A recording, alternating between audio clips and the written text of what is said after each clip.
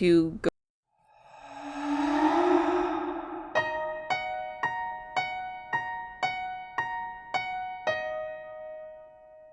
Welcome to Haunted Hospitality, Southern Stories Told by Spooky Gingers. I'm Robin. And I'm Zoey, and we both have stories for you today. Because this is our 5th and final episode in our Haunted College Tour. Yes, the College Palooza. If you will. But Robin, how's life before we get into that? Okay, it's good, and I told you this would not be a good life update. Okay. I'm just hungry. That's literally all I can think about. Oh. I'm just so hungry. Do you want food? I might have food. Thank you. I could just starve. Don't worry about it.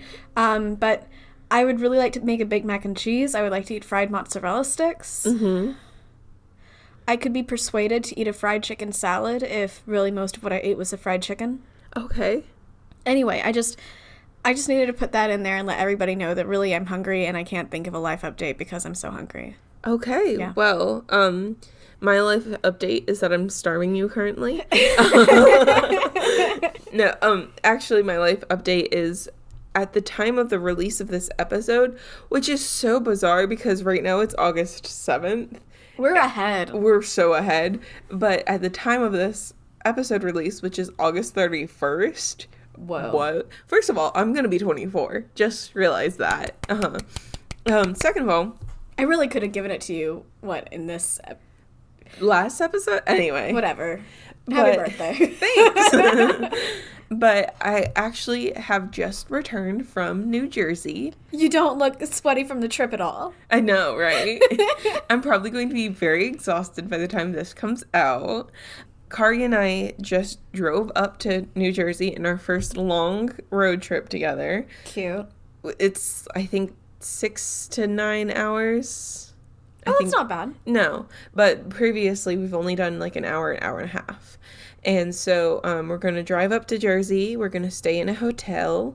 And we're going to go to the 2021 LCS Championship. What does LCS stand for? I'm not 100% sure. But I do know that it's the League of Legends World Championship. Cool. So I don't think USA is even getting in. So it's probably going to be against like Japan and South Korea or something like that. Mm-hmm. But you know what? It's going to be fun. We're going to be in New Jersey. He used to live there. Oh. Yes. Cool. In the very town that we're going to be staying in. Fun. So we already have the hotel booked up and we have the tickets and they're pretty good tickets and I'm excited. He's excited. He kind of feels bad because he thinks I'm going to be bored, but I don't think he understands how exactly excited I can get in a crowd that is excited. You know? Like, okay. If everybody around me is like, woohoo! I'm going to be like, woohoo! Like, you know? I love that. Yeah. Yeah. So, I'm back from that. I hope it was great. And Japan or South Korea probably won. Maybe the Philippines. Who knows? Well, congratulations to the winning team. Yes. I'm glad you got back safely.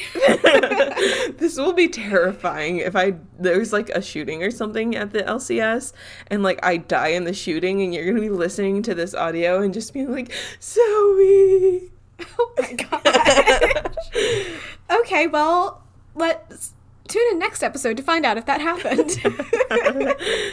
Yeah, no, we're recording one more time before that. Before we leave, right? Are we? Okay, to the listener, it will feel like the next episode. So I'm speaking from the listener's point of view, telling them. But the next episode we're recording the week before I leave. Shoot. So it's... Okay, 2 weeks from now, you'll learn if we got back alive or not. Yes. I'm not going to post anything to social media that would suggest that you're alive. And you're going to continue posting the episodes so everybody knows. Okay. Yeah. Cool.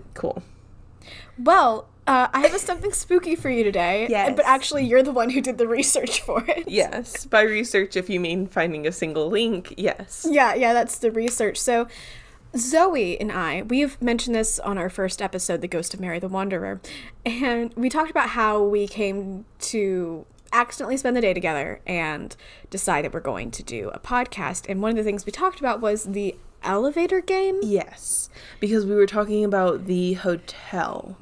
Yes, the Hotel Cecil, because part of the, in the context of talking about it at that point, one of the theories about the missing case of Elisa Lam was that she was playing the elevator game and also was not taking her medication. Yes. Now, we're not saying anything happened because of the elevator game. Right. We're not saying, like, because it's about interdimensional travel, and we're definitely not saying that happened. We're saying it is a theory that she was playing it, and that's what ended up her in the elevator with that famous video. Right. But the elevator game is its own very separate thing. Yes. And so I thought it would be, because she explained it to me, and the elevator game that day, and I was so confused. So I thought February 27th. Oh my, wow.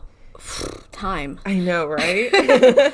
So I thought it would be a little interesting exercise to see just what I could come up with, because I don't remember the elevator game. And I figured I would just say what I think it is. Okay. And so we can correct me. Yes. Yeah.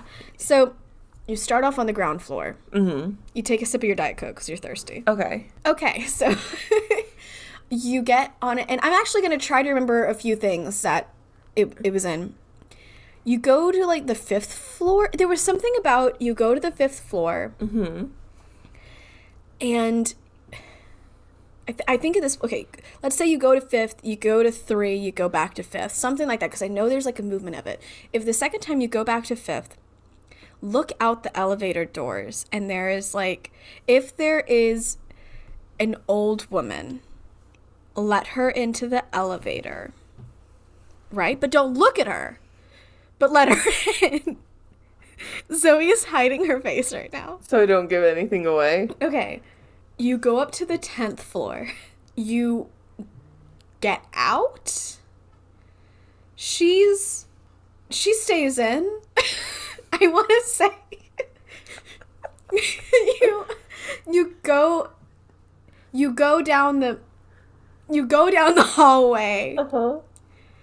To the staircase door. And if you go through it, you're in a different world. Uh-huh. But if there's no staircase door, you go back in. And also rewind, because if you go to the 5th floor again, but the second time, so you go 5th, 3rd, 5th, okay? And you go, and there's no woman. You just go back to the lobby where your friend is waiting for you. But wait, the woman, and you're not supposed to talk to the woman. You're not supposed to look at the woman. And is there more than just one woman? Don't tell me yet. There's not more than just one woman. It's just one woman. Okay. Maybe she gets out at the 10th floor, too. There's the 5th floor and the 10th floor. Those are the main floors. And then, I was thinking maybe there's a way I could make this funny and be like, and then you go to Burger King and get a Whopper. But no. Now I really want to know. Yeah, okay, you get off at the 10th floor, you go to a room, you're in a different world. But there's a friend in the lobby there, and that has to be, like, your tether to the real world. So maybe the way to get back to the real world, because the idea is to go see that there's another world, get back into the real world, is to go back to the 5th floor, and maybe if there's no woman in the elevator, call the elevator again. If there's no woman in there, you just go back to the 5th floor, then go back to the 1st floor, and then you're done. Okay, that's what I think happened, and I don't actually know what I said. So what happened? What's the elevator game, and what's your source for the elevator game? Okay, so I am currently on scarymommy.com. Okay. And this isn't the same source that I read it to you before. I couldn't find the same exact one. But the idea is that there's one player, but you have a friend in the lobby. I got that right. Yes, you have a friend in the lobby who does not look at the elevator, because if they look at the elevator, it will ruin everything. So they stay in the lobby, but it's supposed to, like, be a kind of safety net kind of thing, because they can always something like about looking at the elevator and going up and using it, and it'll bring you back down essentially. Okay. So, and then you have to be in a 10-story building at least. Okay. Yes. So you were correct. So far, I'm thinking that I'm on the ball. Yes. Okay. No. Okay. So you enter the elevator alone, okay?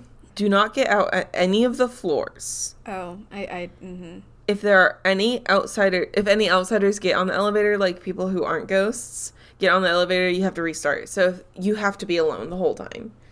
So it's best to do this at like 2 or 3 a.m. at a building that not really... I would not do this at 2 or 3 a.m. Actually, I wouldn't do this, period, because the nagging suspicion that I might be in another dimension would really mess with me. There's a pretty clear key that you are in another dimension, so we will get to that, though. So, you go from the first floor up to the 4th floor. Doors open, doors shut, go to the first to 2nd 5th? floor. 1st to 4th. Shoot. Open, close. Go down to the 2nd floor. Doors open, doors close. I got Go it similar. up to the 6th floor. Doors open, doors close. Go down to the 2nd floor. Doors open, doors close. Go to the 10th floor. Doors open, door close. Return to the 5th floor. Which has return to the 5th floor? You were never at the 5th floor. They just mean return, like go back down. Like go down, sorry. To the 5th floor. Yeah, from the 10th. I got the general thought. Yes. So when you reach the 5th floor, that's where you'll encounter a young woman, not an old woman. You are instructed not to look at or interact with her. Well, I did say invite her into the elevator. She may or may not try talking to you, asking for help, or antagonizing you, but you cannot look at her, you cannot speak to her. You go to the button for the 1st floor. And you've stayed in the elevator this whole time? Yes, you do not leave the elevator. Okay. So then, once the lady gets on the elevator, she could get on the elevator, she might not, she might ignore you, whatever, on the 5th floor. You then push the button for the 1st floor. Mm-hmm. 2 things might happen. If the elevator descends down to the 1st floor, exit immediately and do not go back or speak. You have left the game. If the elevator starts to go up, you're being allowed into the other world. When you reach the 10th floor, things might look slightly different. No one else will be there. The power might be out. Electronic devices may not work. Players claim to look out the windows and only see a burning red cross in the distance. Oh, so that's the tell that you're in another. Yes. If you choose to exit the elevator, you should ignore the woman's attempts to question or stop you. So just ignore her, okay? So wait, you're exiting not in the lobby? In the 10th floor. So if you push 1 and it goes up to the 10th, you're in the other world. If you push 1 and you go down to the lobby, that means you've been rejected and you have to walk out and not look behind you. Because if you look behind you, bad things happen. What are the bad things? I don't know. Okay. So, what happens if you talk to the woman in the elevator game? There's a lot of lore surrounding this part of the game. Some say the woman will appear to you as someone you know. Mm-hmm. Some people say that it's just a normal woman. They say that the consequences is that the woman will follow you home and haunt you for the rest of your life. I mean, if you look at her or interact with her. Mm-hmm. That's not worth it. So, if you want to return from the other world, so you go up to the 10th floor, you see the burning red cross in the distance, and electronics don't work quite right, things are just slightly different, but you want to come back home, just push the button for the 1st floor, if you never left the elevator after going to the 10th floor, you can just hit the 1st floor and return home. You have to keep pushing the button until you go down to the 1st floor, and again, you leave without looking back. But if you get off the elevator and explore, there's some rules to follow to return to your home world. You must use the same elevator you used to arrive, so you can't go to another random elevator. You must follow steps 2 through 7, finishing on the 5th floor. So go to 4, 2, 6, 2, 10, 5. Then when you reach the 5th floor, press the button to return to the 1st floor. The elevator will attempt to return you to the 10th floor instead. Begin pressing the other floor numbers to stop the elevator before you reach to the 10th floor. Proceed to the 1st floor again. Upon reaching the 1st floor, check your surroundings. If anything seems off, even the smallest detail, do not get off the elevator. Repeat step 2, which is the 4, 2, 6, 2, 10, 5, until things look back to normal. Once you're confident that you've returned to the real world, exit the elevator. So, some people say that you should not fall asleep in this other world as well. This is off the top of my head, it's not here. If you fall asleep in the other world, you'll wake up in your own bed, but you won't be in your own reality. And you can't get back. exactly. They have some tips. Okay. When messing with the paranormal, your phones and electronic devices may not work, so make sure someone knows where you are. That's the friend in the lobby. You may become disoriented or forget which elevator you arrived in. Try to stay focused. It's the only way out. If you pass out or faint, you might wake up at home, but make sure you're really at home. It could be the spirit world in disguise. Again, say nothing to the strange woman you see. Don't even look at her. Okay. So that is the elevator game. Thank you for sharing. Yes, thank you for incorrectly guessing it. I don't believe that would get anybody to interdimensional travel, but I wouldn't do it. Partially because it'd be like a real inconvenience for anybody who needed to use the elevator. True. Yeah. I would probably sob the whole time, but I would try to do it. You would sob? Mm-hmm. Gotcha. I think I've told you this before, but anything that, like, is haunted or creepy or something, I usually end up crying. Yeah. Yeah, I don't know why. It's just my eyes start to tear up. I don't know if it's, like, I'm scared, you know? Mm-hmm. But that even happened while I was reading the instructions. I'm pretty sure if I tried to actually do it, I'd be like, and 5th floor. Okay. But yes. Well, Robin, we have some stories to get to. We have some stories. You first, right? Yes. Okay. Hey guys, we have a content warning for you before we get into the meat of this episode. Like a lot of our previous college tour episodes, this one has mentions of suicide and suicide playing sometimes a major factor in some of these stories. So if you want to switch episodes, feel free to do so. Yes. All right, so the first story today is about Flagler College. Mm-hmm. So this was also a recommendation by our friends over at Tea and Terror podcast. Thank you very much. Yes, I actually found this on the list at the end of July, and I was like, okay, yeah, I'll use this. And then they recommended it on Twitter, and I was like texting Robin, and I was like, hey, I'm going to do this one. And Robin's like, oh, that's recommended by them. And I was like, was it? So yes, great minds think alike. Mm-hmm, mm-hmm. All right. So Flagler College, while it is a college that is haunted, most of the hauntings come from before it was a college. Well, most of the ghosts. The hauntings continue to today. Oh, yes. As long as it's currently haunted, that's fine. Oh, yeah. So the college, Flagler College, was founded in 1968 and is in St.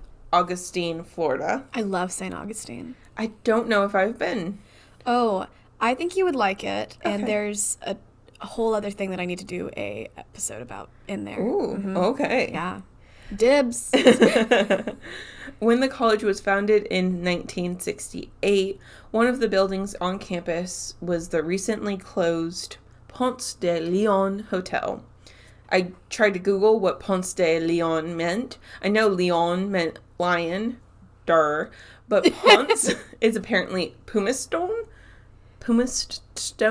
I feel like that can't be right. The pumice stone of the lion? Yeah, I'm thinking it must mean it must be like something that doesn't directly translate. Like Ponce may mean pumice stone, but Ponce de Leon might be like the nail of the tiger, the tooth of the lion, not tiger. Huh. Yeah, I Googled. I promise you I Googled. I found some information. Wow, I hate you. I even tried it in Spanish because I knew it was in Florida, but no, it's French. Ponce de Leon is apparently either... Oh, we really need to... No, I'm gonna, sound stupid, and we might sound stupid. He's either an explorer or a person who, a mythologized explorer or something, who found the Fountain of Youth in St. Augustine. Oh. Yes, so... St. Augustine, Florida? Yes. The Fountain of Youth was found... I'm sorry, what? No, it didn't exist. Well, yeah. But apparently there's a tale that it does exist, and it's in St. Augustine, Florida, and Ponce de Leon, who may or may not have existed. Possibly he did. I need to do a little bit of digging about that. Found it. That sounds like a good episode. Even, it's a folklore story. Yes. Okay. Yes. Well, we're going to table that for later. Mm-hmm. But anyway, so the Ponce de Leon... He existed. Sorry. Juan Ponce de Leon, the first governor of Puerto Rico. Okay. Yeah. All right. Well, So the hotel was built in 1888 by Henry Flagler, which you may recognize the term Flagler because Flagler College. So basically his hotel died. He was already dead. And was he already dead? I'm sorry. Just I'm sorry. It's not funny. Just the way you were saying it. But basically, he sold the hotel to the person who became the founding president, and the founding president was like, "Let's name the college after you," because he was an oil tycoon, and. So there was one phrase I found in his history where he said he started the building of another hotel down the block, and then he left the work to the Rockefellers. Oh. So, just he was too important, so he left the work to the Rockefellers to do. It just made it sound like they were trying to be he was more important than the Rockefellers. But I'm everybody knows the name Rockefeller. They don't all know the name Flagler. I did not know the name Flagler until a few days ago. Exactly. Mm-hmm. So, no offense. But yeah. No offense. Well, he wasn't the best person, so we can offend him. Okay. You're less important than the Rockefeller. Ooh. But anyway. No, I don't like that. I'm sorry. I'm taking it back. Okay. Okay. Anyway, in his Wikipedia article, which is where I always start, they named him his full name, Harry Morrison Flagler. And I read, it was Harry on one line, and then the next line was Morrison Flagler. And so I went to look for his name, and in my notes, he's Morrison Flagler. Oh. And then I was reading something else. I'm like, wait, why are they calling him Henry? And then I went back, and I was like, oh. So I tried to change all of them, but in this line, nope. I forgot that one. So what's his middle? Morrison, yeah. So Henry, he had plans to build the hotel for a while for his wife who was sick. I think she had consumption, aka tuberculosis, and he wanted to go to Florida for the fresh air so that she could get better. But she died before they could even start the construction, and he kind of lost it for 2 years. But then he I think a few friends visited him, and he gathered his wits together. And he decided to start the building despite the fact that she was already dead. So he set to work again, and he built it as a luxury hotel. It did have electricity. There was one funny story where the guests, because electricity was so new, they were afraid to turn the lights on by themselves. So people lived in the hotel rooms without power.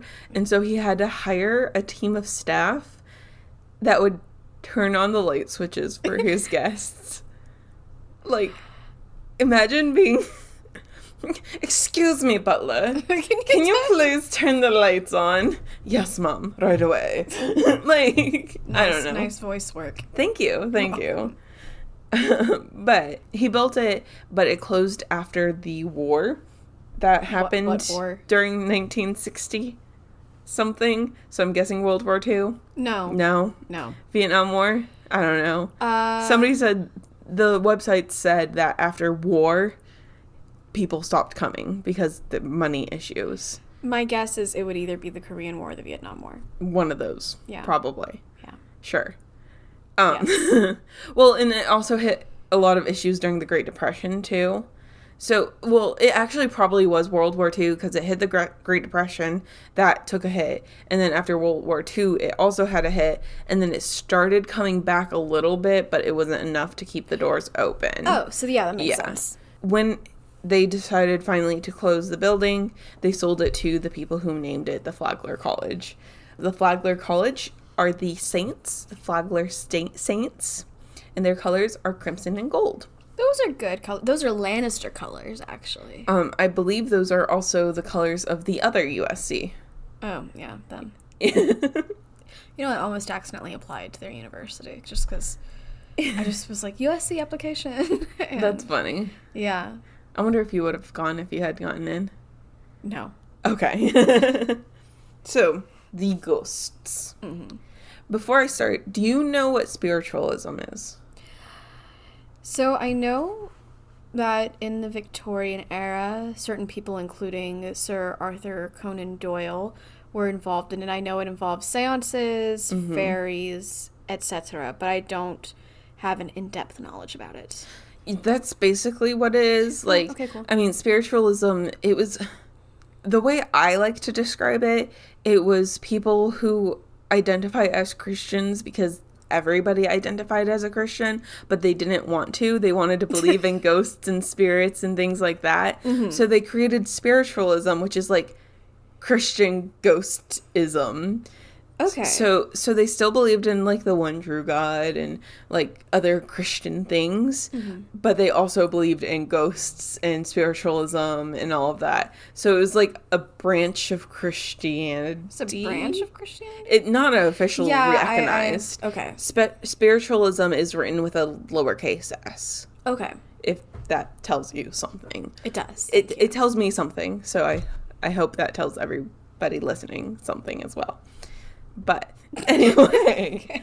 So Henry Flagler was a spiritualist. Mm-hmm. He believed in ghosts and spirits. And so when he was dying, he fell down the stairs of his West Palm Beach home, and he knew he was dying. He knew he probably wouldn't make it. He ordered that all the doors and windows be kept open in every single building he had ever built or lived in, due to his fear of being trapped inside one of them when he died. Oh. So, unfortunately, one janitor at the Ponce de Leon Hotel closed all the doors and windows during his funeral, which is off-site, although his body was put on public display in the lobby before the funeral. So, like, after he died, they, I guess, did the stuff to him. In the hotel? He did not die in the hotel. He died at his house at West Palm Beach. They embalmed him and then displayed him at the hotel lobby. Okay. And then they were carrying his body from the hotel lobby to the funeral when the janitor closed all the doors and windows. So people say that his spirit was trapped in the Ponce de Leon. There's another more mystical story that as they were carrying his body out, there was a major gust of wind that shut all the doors and windows by itself. They say that he wished to remain in the Ponce de Leon, and he had told them to close all the other property doors because he wanted to be at the Ponce de Leon, not at any of the other ones. Oh. And so he shut everything, and then his soul stayed behind, and the janitor in this story was cleaning, and they found a thumbnail-sized picture of Henry Flagler in the mosaic tile where it wasn't there before. So they think that was his spirit. There was another story. As the janitor shut the doors, there was a burst of wind as his spirit tried to escape, but he was stuck, and that's when he got the tile. So there's a lot of variations. The most likely one is probably they were at the funeral and the janitor closed all the doors. Probably. But the other ones are fun. They are fun. I love sudden gusts of winds and then pictures appearing in mosaics. Exactly. And that was probably always there just from... Yeah. He was... You don't see ghosts dropping photos. Yeah. You know Robert Downey Jr.? Yes, I do. I'm sorry. Tony Stark. Yes, I do. Tony Stark's father is gives me very much Henry Flagler vibes. So he was kind of a promiscuous man. He seemed egotistic. Yeah. Yeah. Egotistical. Egotistical. So it would not shock me at all if he had been like, you know what? Put my picture in all the mosaics. Oh yeah. It's like a Stanley attribute thing, you know? Yeah. Think about it. It's your work, and you know what? It kind of makes put your picture in there. You made the building. Well, he paid for the building. Other people designed it and put it together. But he paid for it, and it says. Sure. Okay. So, some say that his ghost is trapped in the building, and people see him wandering campus, because this building is not only dorms, but it's also classrooms. Wait, the hotel is? Mm-hmm. Isn't it that gorgeous big building? Mm-hmm. I totally thought that was an active hotel. It's in the center of St. Augustine. I don't get how it's not. Well, there is one just down the street that looks almost exactly like it that is also built like by him. Okay. And it was made for the overflow of guests because the Flagler Hotel, or the Ponce de Leon, was so booming that they made a second one that was almost exactly like it. Oh. And so that one, I believe, is still a hotel, but I didn't do much research into it. Gotcha. So there is one story of a skeptical student who wasn't exactly the most polite. Oh. So his name is Mark. Okay. His name was Mark. His name is Mark. And one day he found the photo in the mosaic and joked that he would polish the tile every day and invite Henry to his room for a visit just to prove that ghosts don't exist. It's a lot of work to prove ghosts don't exist. Mm-hmm. So he did so several times over the course of 2 weeks. Right? Well, there you go. Ghost Henry, you got somebody just cleaning your floors for free. Yep. So Mark was in his room after a week or so of doing this, and he heard a knock at the door. I think the phrasing was weird. It said he felt someone in the door, and I'm like, in the door. I'm like, in the wood grain. And things that come later, I'm like, okay, he heard a knock at the door or something, you know. But he said, "Come on in," thinking it was a friend, and the door opened and closed. And this whole time, Mark has not looked at the door. But then it was silent, so he turned around and was like, "Yo, what's happening?" Right? There was nothing there. Okay. So, for some reason, at that moment, he's like, "Henry Flagler?" And then he felt, quote, "an overpowering, unseen presence surround him," letting him know that he was not alone. And he did not appreciate Mark's disrespectful attitude, end quote. Oh. Yes. The entity then opened the door, shut it, and was gone. Some say that Mark then walked out of his room and never returned to Flagler College again. Your things, Mark. Yeah. Honestly, if that happened to me, I might be like, burn them. I don't need them anymore, you know? Oh, because you don't know what it's like attached to. Exactly. Oh, man. I love that. Well, I think the thing that I like the most is that, okay, he's a bit of a jerk just because he's like polishing the floors and being like, "Come to my room, you don't exist," which is, again, a lot of effort. And every time he would do it, he had an audience of people he would like be laughing at and laughing with and things like that.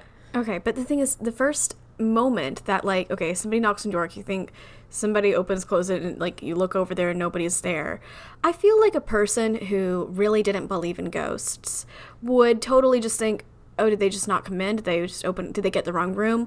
What?" But no, his first thing was, Mark Flagler.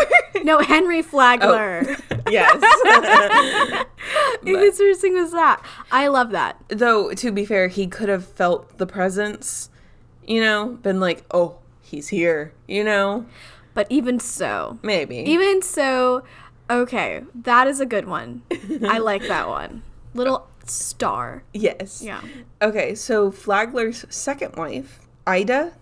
How do you... IDA. Oh, yeah, Ida. Ida Alice Flagler, who happened to be his first wife's nurse.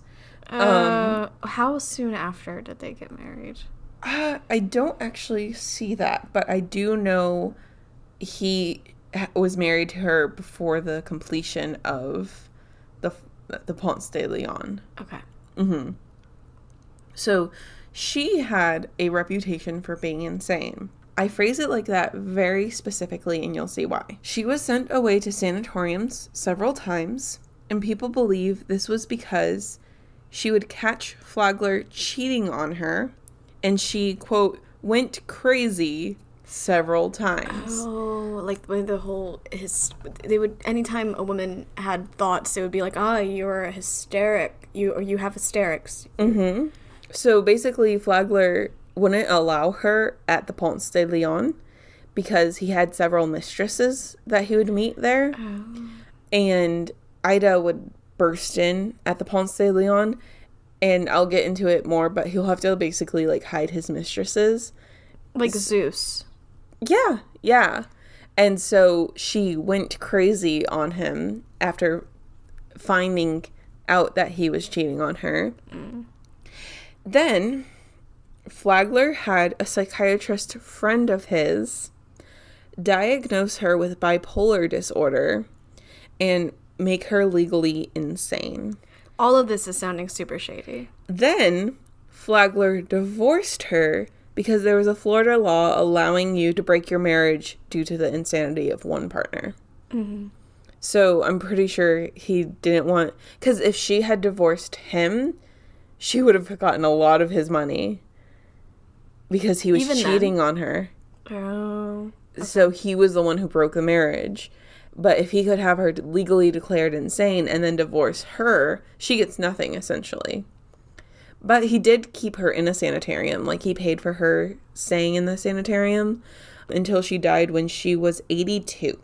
Oh, and then the second they divorced, he started courting one of his longtime mistresses to marry. Oh, well, yeah. Yeah. I don't think they did get married because I didn't see anything saying that.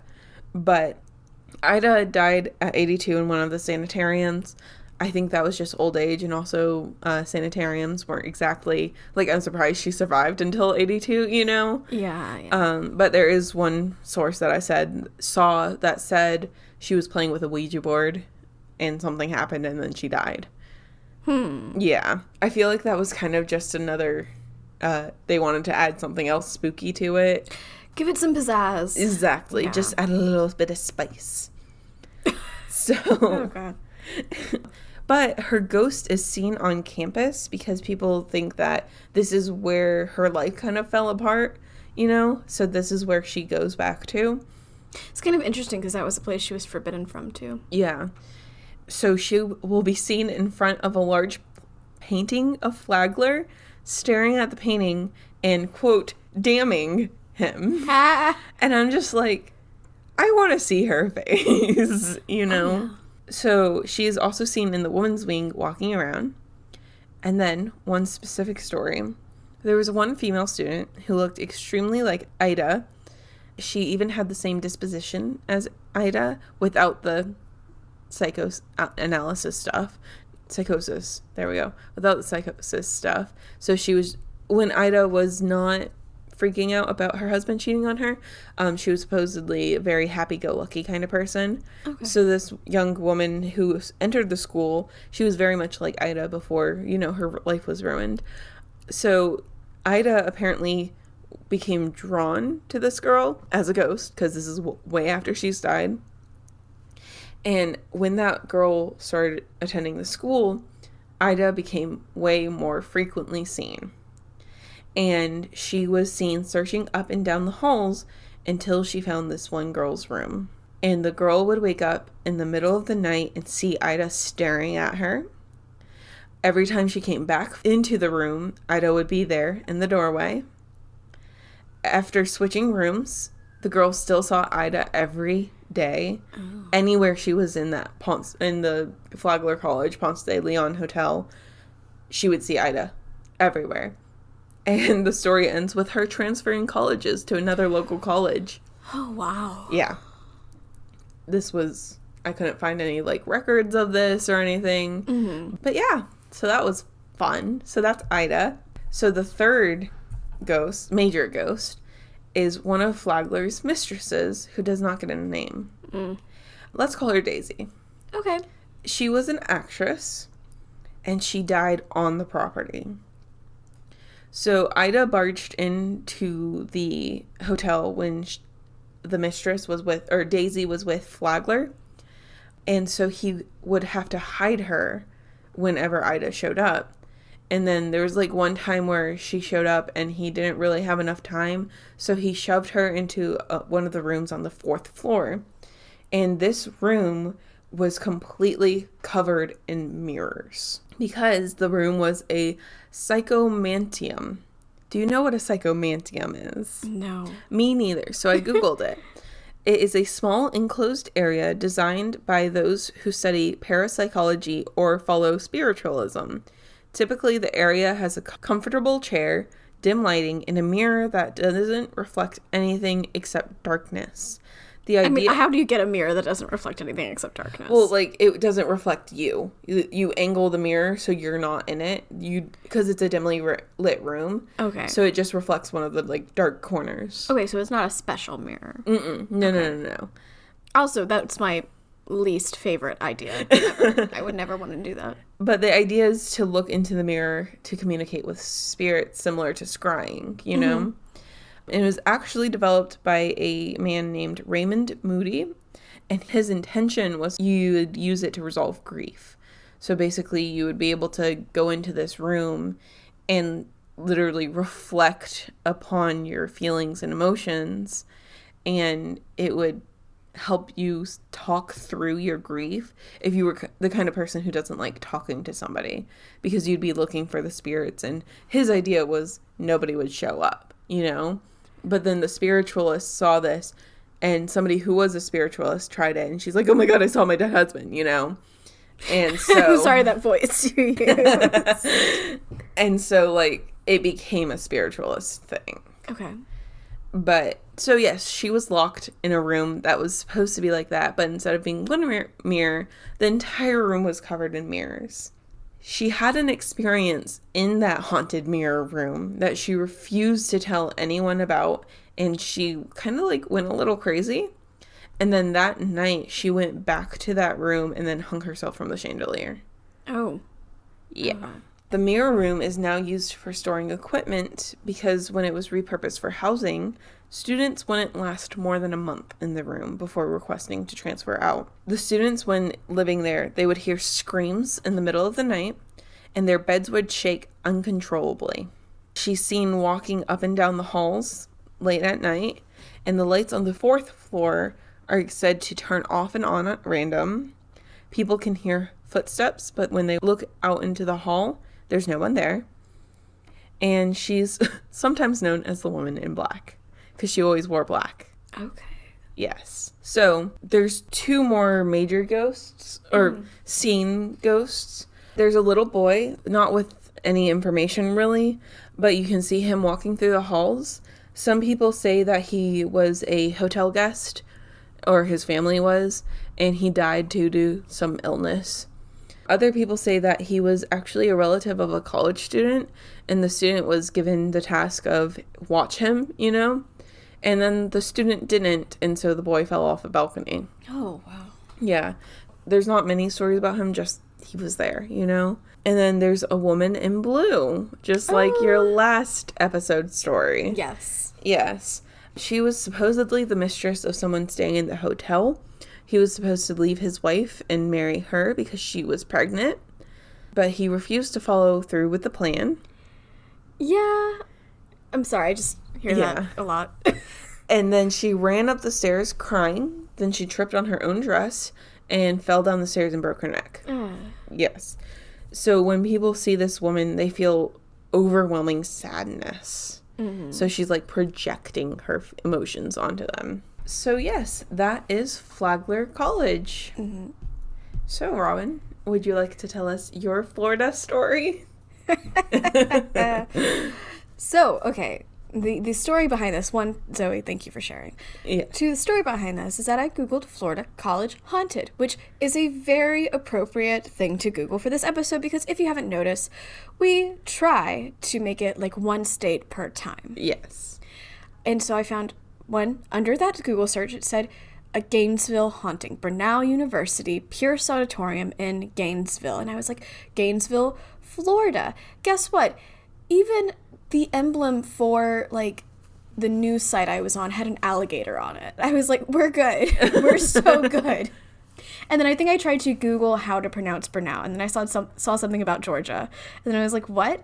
And then I looked, and it's actually in Gainesville, Georgia. And I texted Zoe, and I was like, no, it's in the wrong place. And then she was like, Robin, you can still do it. Yes. So a ghost of a student named Agnes supposedly haunts Pierce Auditorium in Brenau University in Gainesville, not Florida. Not Florida. which is what we're calling Georgia from now on. For some context, Brenau opened in 1878, and Pierce Auditorium opened soon after in 1897. Now, Brenau began to admit, it started out as a women's college. Okay. It began to admit men in the 1960s, but I believe the Gainesville campus primarily educates women, and it is known as the Women's College. Okay. Yes. Also, if I am wrong, feel free to at me at Haunted Hosts or at Haunted Hospitality. Just letting you know on socials. Okay. Putting it in there mid-episode. So there are a slew of legends surrounding Agnes. Here's a lot of her origin stories. I'll tell them to you right now. Maybe she was pregnant. One common one is that she had a crush on her music teacher, but learned that he was married and then hanged herself. Okay. Another iteration of that is that he kissed her, but then he married someone else, and then she hanged herself. Oh. Yes. In the story, by the way, there's no proof that she hanged herself, let alone existed. I'll get into this later, but these are... I'm looking at this as stories people have over decades come up with about her. Right. Okay, yes. There's other stories as well. So, one, here's where they think that she, in the pregnancy and heartbreak stories, here's where they think that she hanged herself, either in her bedroom or in the Pierce Auditorium. And in both cases, it's in the 1920s, probably the year 1926. One case got very, what's the word, specific. Okay. Yes. And a lot of them say it was underneath the diving pool, like hanging from the diving board of the pool. Sorry. I'm like, how do you go underneath a pool? I know. The diving board of the pool in Pearson's basement, which may or may not exist. So the thing is, on building plans, there's no mention of a pool. But students will tell you that, if you've been to the basement in the Pierce Auditorium, there is a large, the thing that looks like an empty pool. Okay. And that it smells of chlorine down there. So, illegal pool. An illegal pool Yes. that apparently did not make it to the building plans. I don't know. Like, there was a weird amount of back and forth about that. I kind of think, just with how many people say, what is this if not a pool? Right. I kind of am leaning towards the pool side of things. One other, somewhat less popular theory is that she was a member of a secret society. Oh. And then was murdered by members of another secret society. Okay. While Brenau did, or does, I'm not quite sure of the state of them, have secret societies, they weren't supposedly around at the time of her death. But I did see one article that pointed out that secret societies are, in a word, secret, and may have not actually shown up on official records. Yeah, that would have made sense. To be honest, I kind of like that theory. Yeah. Like, I mean, don't murder people, but secret societies always interest me. And it almost gives her, like, more power if she's murdered than if she just hung herself because she wanted to marry someone, Yeah. It's a very interesting case, is what I'm going to say. Mm-hmm. Now, how does she manifest herself? Because you have to notice that something's being haunted in order to make a story about it. Well, some say that she's a blue light. What's up with all these blue ghosts? I'm here for it. She's a blue light that, when you continue looking, becomes a woman in a white dress. Ooh. Yes. I love a good woman in a white dress whenever we're talking about it on this show. Like Mary the Wanderer. You had one this episode? Last episode? No. Yes, you did. Yes, you did. Last episode. I just love when they show up. Mm-hmm. Yes. I'm going to wear a white dress and scare you. I mean, don't. So, two people who came to the Pierce Auditorium with the Southeastern Institute of Paranormal Research saw a wet, dark-haired woman in a white dress, who they obviously believe is Agnes. And in the 1990s, they had an investigation of the ghost and brought along reporters from the Atlanta Journal-Constitution. And when they started to try to talk to Agnes and see if she would respond, they heard someone say, "What?" Like, just, "What?" What? Like, "You called my name." She didn't say "you called my name," but right. She was like, "What?" And one of the reporters fell down. Because they all heard it. It wasn't just something that they caught on a recording. Hold on. Did the reporter fall down? They were sitting down. And then they fell down. They fell down. But were they pushed by the ghost, or were they just no, like, they oh? were just... It was the, Okay. We're moving our arms wildly like we're falling off kilter out of surprise. Yes. For the people who can't see us, which is all but two. At another time, they recorded the sound of crying. Okay. Mm-hmm. And, okay, so there's that was no just record. Laura in the back sobbing. Who in the back? Just some one of the team just sobbing because she doesn't want to do that job anymore. You think they just recorded a random person? Yep. Oh, okay.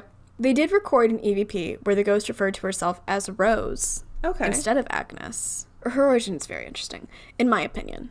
I don't know. I texted you last night. I was like, I really like this ghost. One student was researching Agnes a lot one night and told a friend about it. Mm-hmm. And I'm assuming she must have researched the part about the swimming pool as well. And soon after, she and the friend were walking through a doorway. And when they opened the door, they smelled chlorine. Yes. They wanted to see if somebody else who hadn't been thinking about Agnes would smell it. So they went and got somebody. And when they came back, the smell wasn't there anymore. Mm-hmm. Unfortunate. She, and by she, I mean Agnes and or Rose, but I'm calling her Agnes. Okay. She will commandeer spotlights before play is about to begin. She will also hide your underwear. Oh, that's helpful. Like, I don't think while it's on your body. Right. But she'll hide it. Okay. In general. She went on a panty raid. She's basically said to be very mischievous. A lot like Madeline, the ghost of the King's Tavern. That who doesn't exist. Also doesn't have records coming back to her. And there was one incident, and I thought this was very interesting. I'm going to have a brief aside.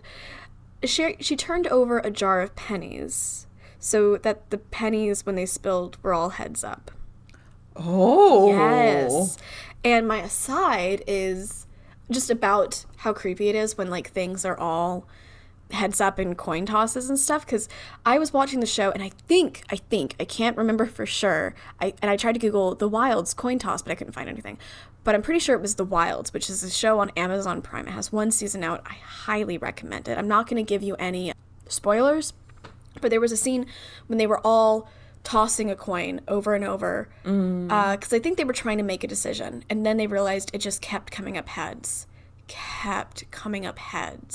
and then finally it flipped it, and the girl who was doing it said it came up tails, and she seemed very relieved, but I also saw that she kind of grabbed it and hit it, and that never came up again in the season. Oh. But I was like, boy, you have me thinking that this is an alternate reality. It got me to my core. I think I had goosebumps. When you said that girl, she had tails, I was like, and then she immediately died, right? No, it's just, it was, I thought it was put in there. Spoilers. Okay. It's not an alternate reality. Okay. But I thought it was put in there as one of those things, like, that you probably don't notice. Right. But they bring up later, and you're like, oh, she lied about it? But I thought I was being smart and catching that she lied. But truthfully, maybe it was just a thing that I got an unintended opinion from. Gotcha. Yeah. Okay. But man, I was hoping it would go that route. Oh, so freaky. Reminds me of the elevator game. Okay. There are a couple accounts of her haunting places other than the Pierce Auditorium, though I'm letting you know right now, I don't necessarily think these are her. Okay. Yes. So one person talked to Nancy Roberts, who is the author of Georgia Ghosts, and she said that her grandmother, she was a student at Brenau, and she said that her grandmother had actually gone to school with Agnes at Brenau. Mm-hmm. And the grandmother's version of events, according to the current student, or the then current student, coincides with the music teacher story. Okay. That, like, music teacher wittingly or unwittingly broke her heart. And the interviewee also went to Brenau and lived in the rooms where Agnes supposedly killed herself. Because there's another theory that, like, she just killed herself in her dorm room. Mm-hmm. And she said she saw Agnes hanging from the ceiling light.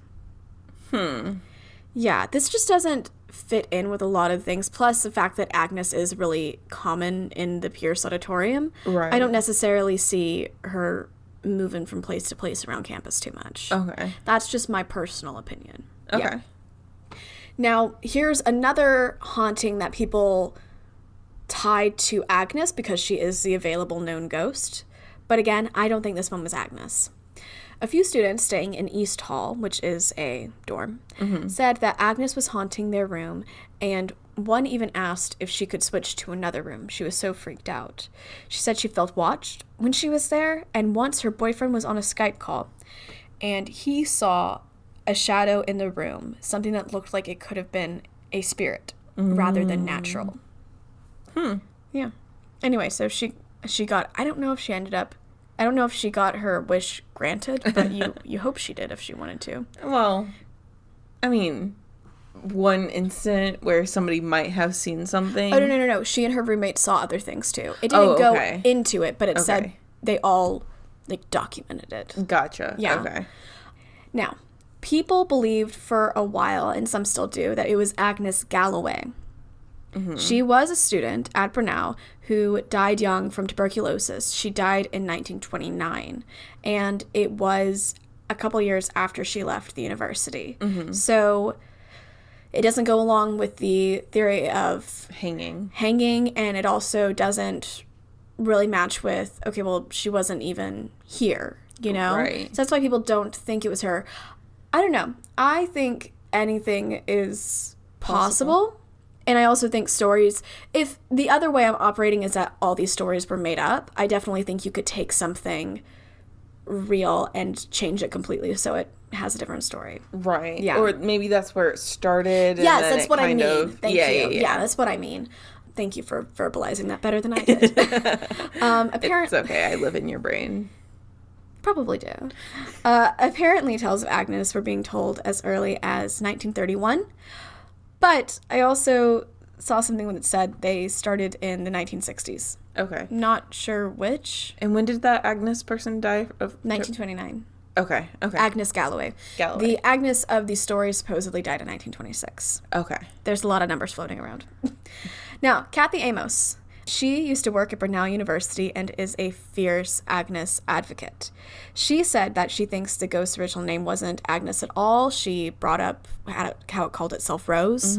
And she also said that students began to call her that because it was the name of a ghost from a play that was going on in the auditorium. And that they just began using that name for the ghost that was there.